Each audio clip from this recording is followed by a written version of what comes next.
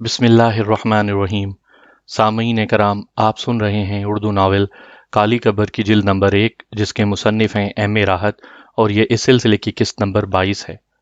आप अगर मेरे चैनल पर नए हैं और आपने अभी तक मेरा चैनल सब्सक्राइब नहीं किया तो मेरे चैनल कहानी घर को अभी सब्सक्राइब कर लीजिए ताकि नए आने वाली वीडियो की इत्तला बर वक्त आप तक पहुंच सके। नर्स ने रुका खोला और स्ट्रीट लैंप की रोशनी में उसे पढ़ने लगी। डॉक्टर जमाल उसके पीछे खड़ा होकर पढ़ने लगा। नर्स, मुझे यहाँ देर हो गई है। मेरा सूटकेस और बैग हामिल रुका हज़ा के हाथ भेज दो। डॉक्टर अजरा गुल। तुम लोग कहाँ से आए हो? डॉक्टर जमाल ने पूछा। मेरा मतलब है कि डॉक्टर अजरा इस वक्त कहाँ हैं? ओ जी, हमें किसी डॉक्टर वाक्टर का नहीं पता। मेरा नाम करम अली है।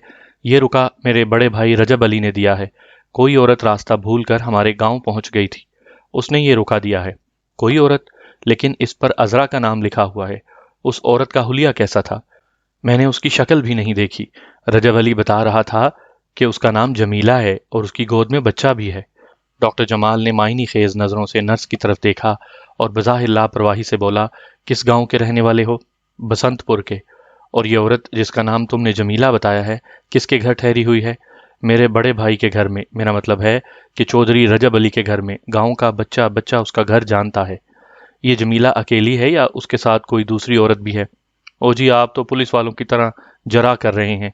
अगर आपको सामान देना है तो दें, नहीं तो खुदा हाफिज। डॉक्टर जमाल शशोपंज में पड़ गया। करम अली की बातों में कोई हेर फेर नजर नहीं आता था।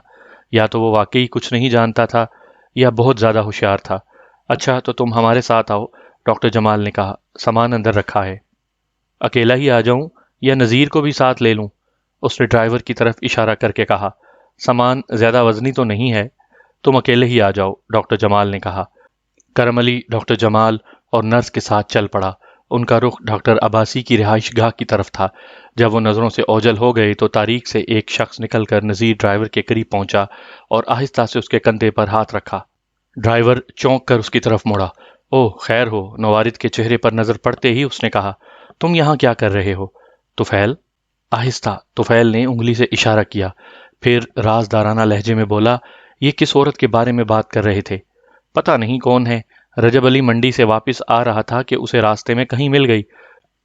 वही लगती है, तुफैल अपना जोश दबाता हुआ बोला। तुम यहाँ क्या करने आए हो? तुफैल ने नज़ीर से पूछा। नज़ीर ने सारा किस्सा बयान कर दिया और कहा कि देख, मलक जी को नहीं बताना। मलक जी को तो बताना बहुत ज़रूरी है ना यार, नज़ीर ने मिन्नत की। मुझे नौकरी से जवाब मिल जाएगा। तुफैल हंसा और नज़ीर के कंधे पर हाथ रखता हुआ बोला, तुझे इनाम मिलेगा, फिक्र नहीं करो। जिस लड़की का तू सामान लेने आया है वो इसी अस्पताल में लेडी डॉक्टर है। मलक जी ने इसे एक काम के लिए हवेली बुलाया था। किस काम के लिए? था एक काम, चल तुझे बता ही देता हूँ। वो एक कॉलेज की लड़की सलमा थी ना, वही जो शहर से कभी कभी मलक जी के साथ हवेली आया करती थी। वो बीमार थी, उसके लिए इस लेडी डॉक्टर को बुलाया था। ये इलाज करने के बजाय उसका बच्चा लेकर भाग गई। बच्चा? वो कहाँ से आ गया? जहाँ से सारी दुनिया के बच्चे आते हैं वहीं से आ गया, तुफैल ने कहा। मेरा ख्याल है कि ये वही लेडी डॉक्टर है। ये इस वक्त रजब अली के घर में है ना? बस तो ठीक है, तुफैल ने चुटकी बजाई। मैं मलक जी को लेकर बसंत नगर पहुंच रहा हूँ। जो कुछ मैंने तुम्हें बताया है वो किसी को मालूम ना हो। कैसी बात करते हो तुफैल? मुझे मलक से अपनी गर्दन कटवानी है? अच्छा, मैं चलता हूँ। ज़रा मज़े मज़े से वापस आना, तुम्हारे पहुंचने तक मैदान साफ हो चुका होगा। फिर वो तेजी से तारीकी में गायब हो गया। थोड़ी देर बाद रात के सन्नाटे में कार स्टार्ट होने की आवाज आई। नजीर ने दस्ती घड़ी पर नजर डाली। 11:40 हुए थे। पता नहीं करम अली कहाँ मर गया था। उसने गुस्से से सोचा। रात सर्द और सुनसान थी। सर्दी की वजह से हर शय सिमटी और सुकड़ी मालूम होती थी। उसने जेब से सिगरेट निकाल कर सुलगाई और होले होले कश लेने लगा। चंद सातें यूं ही गुजर गईं। थोड़ी देर बाद गली में एक जीप दाखिल हुई और ट्रैक्टर के सामने पहुंचकर रुक गई। अंदर से एक पुलिस इंस्पेक्टर और दो बावर्दी सिपाही बाहर आए। उनका रुख नज़ीर की तरफ था। कौन हो तुम? इंस्पेक्टर ने तहकमाना लहजे में पूछा। नज़ीर ने घबरा कर इधर उधर देखा, फिर बोला, मैं तो नज़ीर हूँ और एक ड्राइवर हूँ। मगर आप कौन हैं? मैं इंस्पेक्टर हूँ। इंस्पेक्टर गिरजा और नज़ीर के पेट में रोलर से ठोका दिया। यहाँ क्या कर रहे हो? कुछ नहीं जी, वो करम अली का इंतज़ार कर रहा था। پکڑ لو اسے، انسپیکٹر نے سپاہیوں سے کہا۔ بدماش کہتا ہے کچھ نہیں کر رہا، لے آؤ اس کو اندر، ابھی سارا پتہ چل جائے گا کہ کیا کر رہا تھا۔ ایمان سے میں نے کچھ نہیں کیا تھانے دار جی، میں تو… چپ رہ، ایک سپاہی پیچھے سے اس کا کالر پکڑتا ہوا بولا۔ چل آگے چل۔ انسپیکٹر نے تفریحاً ایک رولر اس کی پیٹھ پر جما دیا، پھر وہ اسے لیے ہوئے ڈاکٹر عباسی کے ڈرائنگ روم میں پہنچ گیا۔ وہاں ڈاکٹر جمال اور نرس رئیسہ کے علاوہ کرم علی بھی موجود تھا۔ پولیس کو دیکھ کر اس کے اوسان خطا ہو گئے۔ اچھا تو یہ اس کا ساتھی ہے؟ انسپیکٹر کرم علی کو گھورتا ہوا بولا۔ جی ہاں، ڈاکٹر جمال نے کہا، یہ دونوں ڈاکٹر عذرا گل کا سامان لینے آئے ہیں۔ بیٹھے انسپیکٹر صاحب، ڈاکٹر عباسی صوفے کی طرف اشارہ کرتا ہوا بولا۔ تم دونوں ادھر دیوار کے ساتھ کھڑے ہو جاؤ۔ انسپیکٹر نے کرم علی اور نذیر کو حکم دیا، پھر صوفے پر بیٹھ گیا۔ ہمارا قصور کیا ہے داروغہ جی؟ کرم علی نے کہا۔ وہ کسی حد تک اپنی گھبراہٹ پر قابو پانے میں کامیاب ہو گیا تھا۔ رضا خان، انسپیکٹر نے ایک سپاہی سے کہا، ذرا اسے قصور تو بتانا۔ رضا خان نے آگے بڑھ کر کرم علی کی کمر پر ایک لات رسید کی اور بولا، یہ جی لاتوں کا بھوت معلوم ہوتا ہے مجھے۔ انسپیکٹر ڈاکٹر عباسی کی طرف متوجہ ہوتا ہوا بولا، اب آپ شروع سے ساری تفصیلات بتائیں۔ ڈاکٹر جمال، تم تفصیل بتاؤ، ڈاکٹر عباسی نے کہا۔ ڈاکٹر جمال نے گلا صاف کیا اور شروع سے آخر تک ساری تفصیل بیان کر دی۔ گاہے بگاہے نرس بھی تصدیق کرتی رہی۔ ساری بات سننے کے بعد انسپیکٹر نے سر ہلایا اور اس رکے کو گھورنے لگا جو ڈاکٹر عذرا گل نے بھجوایا تھا۔ تو آپ کے خیال میں ڈاکٹر عذرا گل کو اغوا کر لیا گیا ہے اور یہ رکا اس سے زبردستی لکھوایا گیا ہے؟ کچھ ایسی ہی بات معلوم ہوتی ہے۔ اغوا کا محرک کیا ہو سکتا ہے؟ انسپیکٹر نے پوچھا۔ سر دست کچھ نہیں کہا جا سکتا۔ انسپیکٹر کچھ دیر سر جھکائے سوچتا رہا، پھر سر اٹھا کر کرم علی اور نذیر کو گھورنے لگا۔ لیڈی ڈاکٹر کہاں ہے؟ اس نے تہکمانہ لہجے میں پوچھا۔ داروغہ جی، ہم کسی لیڈی ڈاکٹر کو نہیں جانتے، نذیر نے کہا۔ اوے زیادہ بک بک نہیں کرو، یہ رکا کس نے دیا تھا؟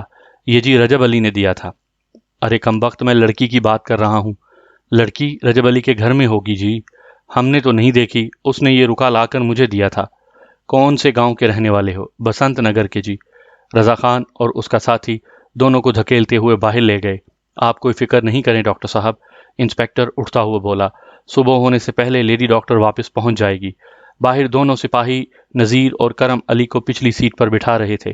انسپیکٹر اگلی سیٹ پر بیٹھ گیا اور ڈرائیور کو بسنت نگر چلنے کا حکم دیا۔ میرا ٹریکٹر جی، نذیر گڑ گڑایا۔ خاموش بیٹھا رہے، ٹریکٹر بھی آ جائے گا۔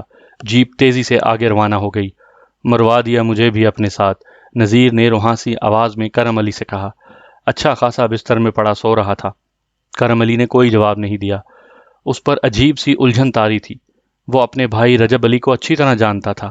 وہ اس قسم کی حرکت نہیں کر سکتا تھا، لیکن جو باتیں اب تک اس کے کان میں پڑی تھیں اس سے یہی لگتا تھا کہ لیڈی ڈاکٹر اغوا کی گئی تھی۔ ہو سکتا ہے کسی اور نے اسے اغوا کیا ہو اور وہ بچ کر بھاگ نکلی ہو۔ نصف گھنٹے بعد جیپ بسنت نگر پہنچ کر رجب علی کے دروازے کے سامنے رک گئی۔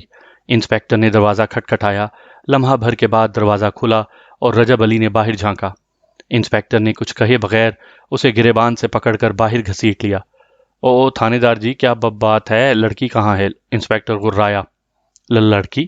رجب علی گھبرایا۔ وہ تو نہیں ہے۔ انسپیکٹر نے اسے 2-4 جھٹکے دیے اور سرکاری زبان بولتا ہوا اسے لیے ہوئے اندر پہنچ گیا۔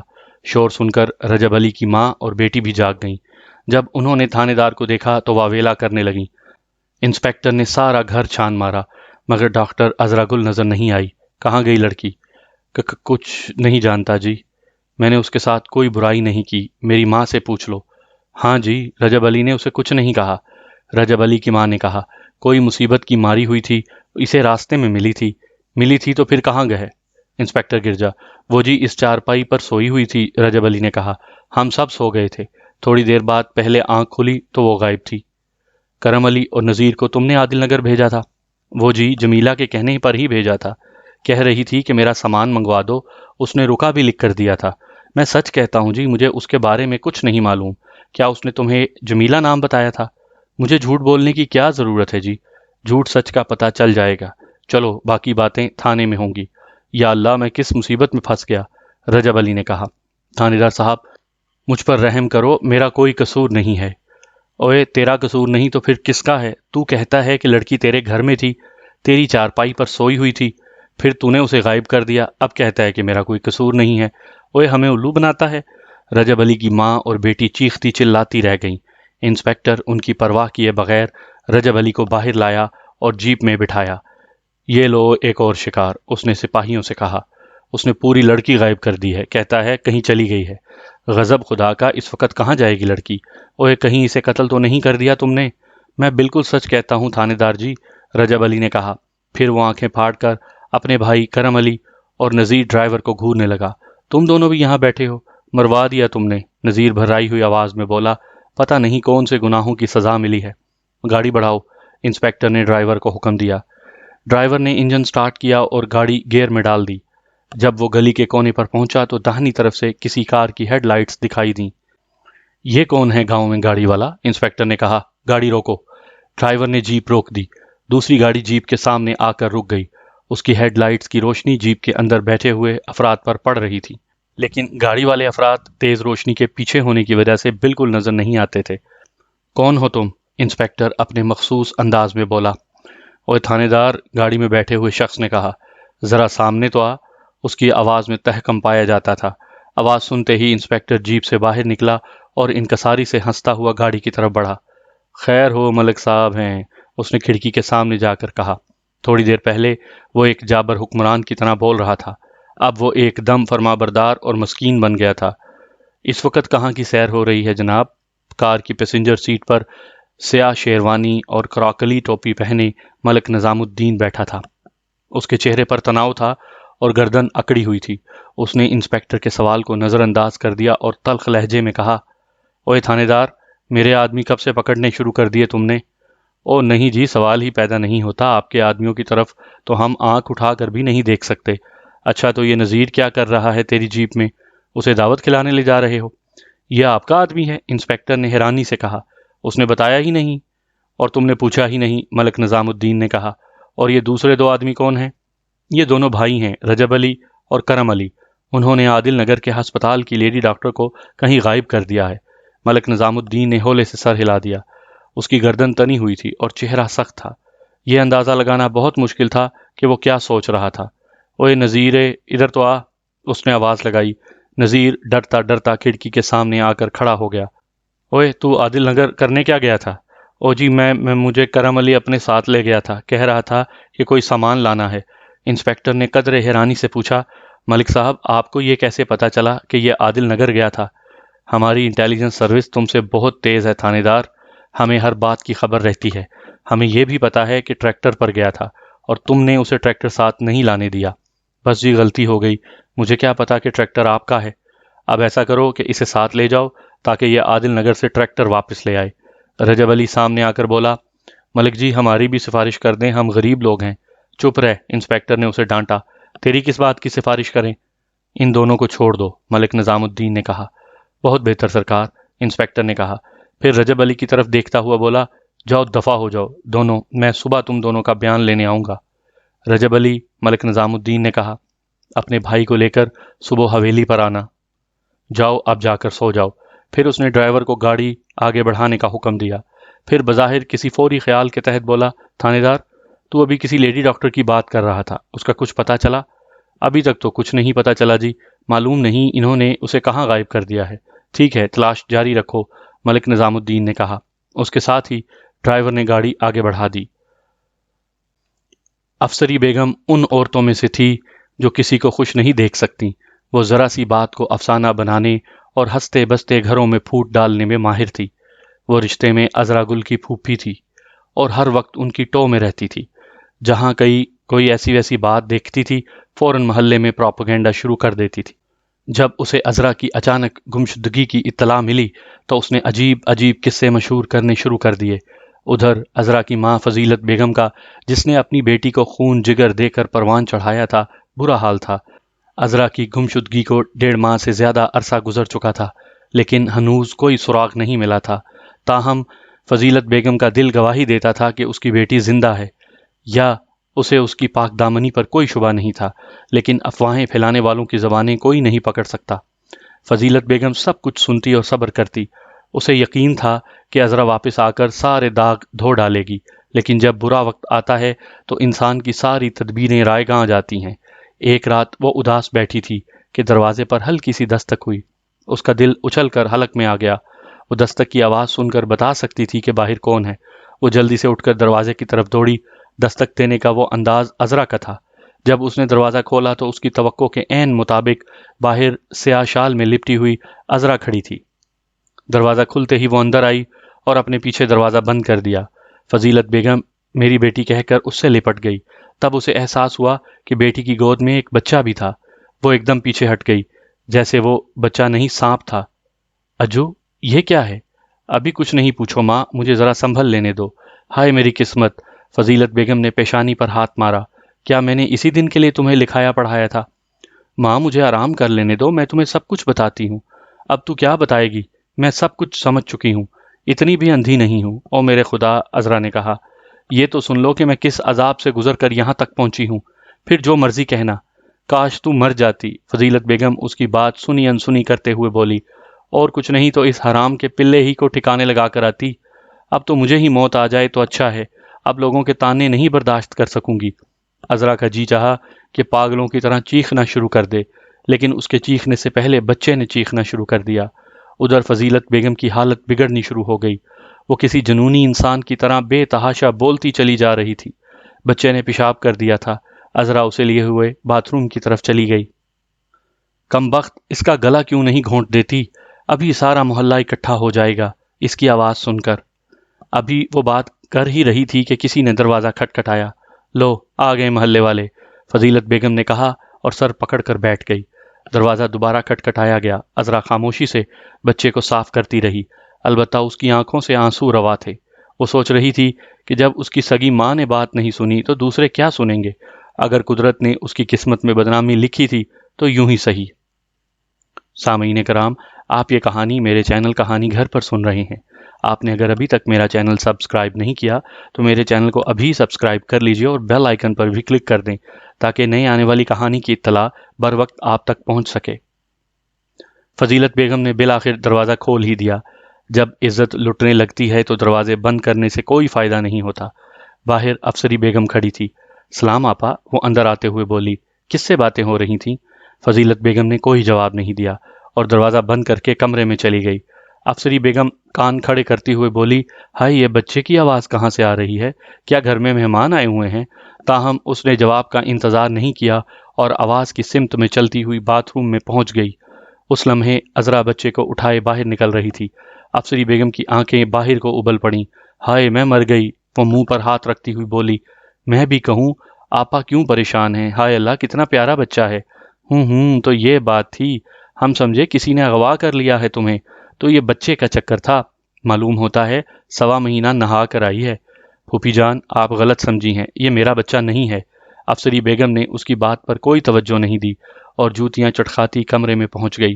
اور پڑھاؤ اپنی لاڈلی کو، اس نے فضیلت بیگم سے کہا۔ میں نے تو پہلے ہی دن کہہ دیا تھا کہ زمانہ اچھا نہیں ہے، لڑکی کے ہاتھ پیلے کر دو۔ کہہ لو جو مرضی ہو، فضیلت بیگم نے کہا۔ تمہاری زبان تو پہلے بھی کبھی نہیں رکی تھی، آج کیا رکے گی؟ لو اور سنو، مجھ پر ہی ناراض ہو رہی ہو۔ میری زبان سے کیا ہوتا ہے فضیلت آپا، اب تو سارے محلے کی زبان چلے گی۔ ارے غضب خدا کا، لڑکی نے سارے خاندان کی ناک کاٹ دی اور تم کہتی ہو زبان بھی نہیں کھولوں۔ سچ کہتی ہوں، اگر بھائی صاحب زندہ ہوتے تو لڑکی کو گھر میں قدم نہ رکھنے دیتے۔ اولاد تو آخر میرے بھائی کی ہے، مجھے دکھ نہیں ہوگا تو اور کسے ہوگا؟ پھوپھی جان، عذرا نے کمرے میں آ کر کہا، آپ بلا وجہ بات کو طول دے رہی ہیں، یہ بچہ میرا نہیں ہے۔ ہائے سبحان اللہ، اگر بچہ تیرا نہیں ہے تو اتنا عرصہ چھپی کیوں پھری؟ جا لڑکی، کسی اور کو بے وقوف بنانا۔ آپ ذرا اطمینان سے بیٹھ جائیں تو میں پوری بات بتاؤں۔ ایسی کہانیاں بہت سنی ہوئی ہیں اور میں اندھی تو نہیں ہوں، اپنی آنکھوں سے دیکھ سکتی ہوں۔ آپ بیٹھیں تو صحیح۔ نہ لڑکی، میرے پاس اتنا وقت نہیں ہے، کس کس کو بٹھا کر سناؤ گی؟ فضیلت بیگم نے کہا۔ اس سے تو اچھا تھا کہ کنویں میں چھلانگ لگا کر مر جاتی۔ اچھا آپا، میں چلتی ہوں، افسری بیگم جاتی ہوئی بولی۔ خدا دشمن کو بھی یہ دن نہ دکھائے، دروازہ بند کر لینا۔ فضیلت سکتے میں رہ گئی تھی۔ یہ کیا ہو گیا، اس نے سوچا۔ اگلی صبح یہ خبر جنگل کی آگ کی طرح پھیل گئی۔ عذرا بد حواس ہو گئی۔ اگر اس معصوم بچے کی کفالت کا مسئلہ نہ ہوتا تو جس کا نام اس نے سیاد رکھا تھا تو وہ ضرور خودکشی کر لیتی۔ یہ نام اس نے خاص مقصد کے تحت رکھا تھا۔ وہ چاہتی تھی کہ سیاد بڑا ہو کر اپنے ناجائز باپ سے انتقام لے۔ ناجائز باپ کی اصطلاح بھی اسی کی ایجاد کردہ تھی۔ اس کے خیال میں اصل قصور مرد یا عورت کا ہوتا ہے جو اپنی سفلی خواہشات کے جنون میں ایک بچے کی دنیا میں آمد کا سبب بنتے ہیں، اس لیے ناجائز کا لفظ ان کے ساتھ استعمال ہونا چاہیے۔ 3 روز انتہائی کرب میں گزرے۔ اس کی ماں نے اس سے مکمل قطع تعلق کر لیا۔ وہ زیادہ تر اپنے کمرے میں بند پڑی رہتی تھی۔ عذرا کو صرف ایک ہی روشنی کی کرن نظر آتی تھی۔ اسے یقین تھا کہ وہ اپنے منگیتر کیپٹن شاہ نواز کو ساری بات سمجھانے میں کامیاب ہو جائے گی، لیکن چوتھے دن کیپٹن شاہ نواز کے گھر والوں نے منگنی توڑنے کا اعلان کر دیا۔ یہ خبر اس پر بجلی بن کر گری۔ اس کا جی چاہا کہ خودکشی کر لے یا اس محلے کو بلکہ اس شہر کو چھوڑ کر کہیں اور چلی جائے۔ وہ سارا دن اس مسئلے پر سوچتی رہی، لیکن کوئی حل نظر نہیں آیا۔ بالآخر اس نے شاہ نواز سے بالمشافہ بات کرنے کا فیصلہ کر لیا۔ اس نے اسے فون کیا اور کہا کہ وہ چند منٹ کے لیے تنہائی میں اس سے بات کرنا چاہتی ہے۔ شاہ نواز نے پہلے تو صاف انکار کر دیا، تاہم عذرا کی منت سماجت سے متاثر ہو کر ملنے پر آمادہ ہو گیا۔ دونوں مال روڈ پر واقع ایک ریستوران میں اکٹھے ہوئے۔ میں تمہارے ساتھ کوئی لمبی بات نہیں کر سکتا، شاہ نواز نے سخت لہجے میں کہا۔ میرے پاس زیادہ وقت نہیں ہے اور نہ بات کرنے کا کوئی فائدہ ہے۔ جو بات ختم ہو چکی ہے وہ دوبارہ شروع نہیں ہو سکتی۔ میں بے گناہ ہوں شانی، عذرا نے کہا۔ مجھ پر جھوٹے الزامات لگائے جا رہے ہیں۔ وہ بچہ میرا نہیں ہے تو پھر کس کا ہے؟ وہ ایک مظلوم لڑکی کا بچہ ہے۔ مجھے کیس کرنے کے لیے بلایا گیا تھا اور کیس کرنے کے بعد اس مظلوم لڑکی نے اپنا بچہ تمہیں دے دیا، یہی کہنا چاہتی ہو؟ میرا خیال ہے جھوٹ بولنے کے لیے بھی عقل چاہیے۔ خدا کے لیے شانی، مجھے بات تو کر لینے دو۔ بات کرنے کا کوئی فائدہ نہیں ہے۔ اگر تم مجھے اپنی باتوں سے قائل بھی کر لو تو صورتحال میں کوئی تبدیلی نہیں ہوگی۔ اگر میں شادی پر راضی ہو بھی جاؤں تو میرے رشتہ دار راضی نہیں ہوں گے۔ اگر میں سب کو نظر انداز کر کے تمہارے ساتھ شادی کر لوں تو وہ لوگ بھی مجھے مجرم سمجھنے لگیں گے۔ عذرا کھڑی ہو گئی۔ اس کا چہرہ غصے سے تمتما رہا تھا۔ کیپٹن شاہ نواز بولا۔ اس نے ایک لفظ چبا کر کہا، میں تمہیں دوسروں سے مختلف سمجھتی تھی مگر تم بزدل ہو، رشتہ داروں سے ڈرتے ہو۔ تم ایک کمزور عورت کی حفاظت نہیں کر سکتے، ملک کی کیا حفاظت کرو گے؟ شاہ نواز کو عذرا کے اس رویے کی توقع نہیں تھی۔ وہ قدرے سکتے میں آ گیا۔ لیکن جانے سے پہلے میں صرف تم سے ایک بات کہنا چاہتی ہوں۔ عذرا بات جاری رکھتے ہوئے بولی، میں بے گناہ ہوں اور تم مجرم ہو، تم اور تمہارے جیسے اور بہت سے لوگ۔ عذرا کا جوش اور پر یقین انداز تکلم دیکھ کر شاہ نواز کو اپنے خیال میں ترمیم کرنی پڑی۔ اس نے سوچا کہ کوئی مجرم ضمیر انسان اتنے جذبے کے ساتھ بات نہیں کر سکتا۔ ممم، میرا خیال ہے کہ تمہاری بات سن لینے میں کوئی حرج نہیں، اس نے کہا۔ بیٹھ جاؤ عذرا، شروع سے ساری بات بتاؤ۔ نہیں، اب کوئی بات نہیں ہوگی، عذرا نے اپنی جگہ سے ہلے بغیر کہا۔ میں 24 گھنٹے کے اندر یہ شہر چھوڑ کر جا رہی ہوں۔ یہ نہیں بتاؤں گی کہ کہاں، بلکہ ابھی مجھے خود بھی نہیں پتا کہ کہاں جانا چاہیے۔ اگر تمہارا جذبہ سچا ہوا تو تم مجھے تلاش کر لو گے، میں تمہارا انتظار کروں گی۔ عذرا میری بات تو سنو، مجھے اپنے رویے پر افسوس ہے۔ بیٹھ تو جاؤ۔ نہیں بیٹھوں گی، تم نے مجھ پر بہتان لگایا ہے، میرے جذبات مجروح کیے ہیں، منگنی توڑ کر مجھے بے آبرو کیا ہے۔ اس وقت میں تمہاری کوئی بات نہیں سنوں گی، لیکن میں تمہارا انتظار کروں گی، زندگی کی آخری سانس تک تمہارا انتظار کروں گی، کیونکہ میں تم سے محبت کرتی ہوں۔ عذرا پلیز رک جاؤ۔ لیکن عذرا نہیں رکی۔ کیپٹن شاہ نواز کسی تھکے ہوئے انسان کی طرح سر پکڑ کر بیٹھ گیا۔ قصر سنبل بے کراں سکوت میں لپٹا ہوا تھا۔ دور آسمان پر چمکنے والا چاند عبرت کی نظر سے اس کوہنہ عمارت کو گھور رہا تھا۔ اجڑے ہوئے باغ میں ہوا کی ہلکی سرسراہٹ کے سوا کوئی آواز نہیں تھی، گویا رات گہری سانس لے رہی ہو۔ قصر سنبل سے 1.5 فرلانگ دور دریا کے کنارے کرم علی کا نیم پختہ مکان تھا۔ مکان کے ایک کمرے میں چارپائی پر سفید چادر سے ڈھکی ہوئی ظہیر کی لاش پڑی تھی۔ ملک نظام الدین سخت کشیدہ چہرے کے ساتھ کمرے میں داخل ہوا اور بیٹے کی لاش سے کپڑا ہٹا کر دیکھا۔ اس کے ساتھ ہی اس کے اعصاب بری طرح تن گئے۔ ظہیر کی گردن پر ننھی ننھی انگلیوں کے واضح نشانات نظر آ رہے تھے۔ ظہیر اس کا دوسرا اور آخری بیٹا تھا۔ چند سال پہلے اس کے بڑے بیٹے نصیر کا یہی حشر ہوا تھا۔ اس کے ذہن میں سب سے پہلا خیال یہ آیا کہ اب اس کی جائیداد کا کوئی وارث نہیں رہا۔ کیا وہ اتنی بڑی جائیداد غیروں کے لیے چھوڑ کر جائے گا؟ اس کی پہلی بیوی عرصے سے بیمار تھی اور اولاد پیدا کرنے کے قابل نہیں رہی تھی۔ اس کا خیال فوراً دوسری شادی کی طرف چلا گیا۔ بیٹے کی لاش کے پاس دوسری شادی کا خیال اس کے مزاج کی پستی کی دلالت کرتا تھا۔ اس نے بیٹے کی لاش کو ڈھانپ دیا اور کمرے سے باہر آ گیا۔ دوسرے کمرے میں ایک چارپائی پر صفیہ بے ہوش پڑی تھی اور کرم علی کی بیوی سغرا اسے ہوش میں لانے کی کوشش کر رہی تھی۔ کرم علی، ملک نظام نے کہا، میں نے تمہیں کہا بھی تھا کہ ظہیر کو حویلی میں نہ جانے دینا، خصوصاً کسی لڑکی کے ساتھ۔ سرکار، میں نے اسے روکنے کی پوری کوشش کی تھی، مگر اس نے میری بات نہیں سنی بلکہ میرا مذاق اڑایا۔ بہرحال جو مقدر میں لکھا ہو وہ پورا ہو کر رہتا ہے۔ مقدر و قدر سب بکواس ہے، اگر انسان احتیاط کرے تو کچھ نہیں ہوتا۔ یہ واقعہ کتنے بجے پیش آیا تھا؟ تقریباً 1 گھنٹہ پہلے کی بات ہے۔ ہم سونے کے لیے بستر پر لیٹ چکے تھے، اچانک ہمارے کانوں میں گولیاں چلنے کی آوازیں آئیں۔ میں بھاگتا ہوا حویلی پہنچا، بڑا دروازہ اندر سے بند تھا۔ میں نے دوسرے دروازے دیکھے تو سونے والے کمرے کا دروازہ کھلا تھا۔ اندر جا کر دیکھا تو ظہیر میاں مر چکے تھے اور یہ لڑکی بے ہوش پڑی تھی۔ دونوں کے قریب خالی پستول پڑا تھا۔ میں دونوں کو باری باری اٹھا کر یہاں لے آیا۔ پستول کہاں ہے؟ سغرا نے کپڑے میں لپیٹ کر صندوق میں رکھ دیا ہے۔ تم نے کسی اور کو تو اس معاملے کی خبر نہیں کی؟ نہیں سرکار، کرم علی نے کہا، پھر کچھ سوچتا ہوا بولا، ایک بات بڑی عجیب ہوئی تھی۔ پہلے میں لڑکی کو اٹھا کر لایا تھا، دوسری دفعہ جب میں ظہیر میاں کی لاش اٹھا کر لا رہا تھا تو حویلی کے اندر سے کسی بچے کے ہنسنے کی آواز آ رہی تھی۔ یہ بات سن کر ملک نظام نے دوسری طرف منہ کر لیا اور اس کی بدن میں ہلکی سی جھرجھری آ گئی۔ بات بدلتا ہوا بولا، یہ لڑکی کون ہے؟ معلوم نہیں، پہلی دفعہ یہاں آئی ہے، غالباً صفیہ نام ہے۔ کرم علی، یہ بات کسی کو معلوم نہیں ہونی چاہیے۔ جو حکم سرکار، لیکن کچھ تو بتانا ہی پڑے گا۔ کہہ دیں گے کہ گھوڑے سے گر کر مر گیا ہے، شکار کھیلنے کے لیے آیا تھا، اور ہاں، اس لڑکی کا ذکر بالکل نہیں آنا چاہیے۔ بہت بہتر سرکار، کرم علی نے کہا، پھر قدرے توقف کے بعد بولا، جناب میری بات مانیں تو اس حویلی کو بیچ ڈالیں، یہ ہمارے کسی کام کی نہیں رہی۔ کرم علی، میں تو اسے بہت عرصے سے بیچنے کی کوشش کر رہا ہوں، کوئی خریدنے پر تیار نہیں ہوتا۔ جو بھی خریدار آتا ہے گاؤں والوں کی باتیں سن کر ڈر جاتا ہے۔ اب تو اس کے بارے میں دور دور تک مشہور ہو چکا ہے۔ تم بھی خیال رکھنا، اگر چند مہینوں تک کوئی خریدار نہ ملا تو میں اسے گرا دوں گا۔ اسی لمحے کمرے سے سغرا نے لڑکی کے ہوش میں آ جانے کی خبر سنائی، ساتھ ہی لڑکی کے کراہنے کی آواز بھی آئی۔ ملک نظام الدین اور کرم علی کمرے میں پہنچ گئے۔ لڑکی نے آنکھیں کھول دی تھیں اور وحشت زدہ نظروں سے چھت کو گھور رہی تھی۔ یوں معلوم ہوتا تھا کہ ابھی چیخنا شروع کر دے گی۔ اچانک وہ اٹھ کر بیٹھ گئی۔ نہیں نہیں، اس نے دونوں ہاتھ پھیلا دیے، گویا کسی حملہ آور کو روکنے کی کوشش کر رہی ہو۔ مجھے کچھ نہیں کہو، ہٹاؤ اسے، ہٹاؤ اسے۔ اس کے منہ سے تیز چیخ نکل گئی۔ گھبراؤ نہیں بیٹی، سغرا اسے لپٹاتی ہوئی بولی، یہاں کوئی نہیں ہے، یہ بچہ میرا گلا گھونٹ دے گا، اسے روکو۔ ملک نظام کے چہرے پر کرب کے آثار نمودار ہو گئے۔ اس کا تصور ایک دم 22 سال پیچھے چلا گیا۔ وہ معمہ آج تک اس کی سمجھ میں نہیں آ سکا تھا۔